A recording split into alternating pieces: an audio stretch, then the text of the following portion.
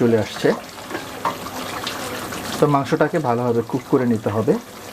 এই জায়গাটায় চেক করে দেখবেন কতটুকু সিদ্ধ হলো। সিদ্ধর ধরন অনুযায়ী মুরগির মাংসটাতে পানি অ্যাড করবেন, তবে পানিটা অবশ্যই গরম পানি হতে হবে।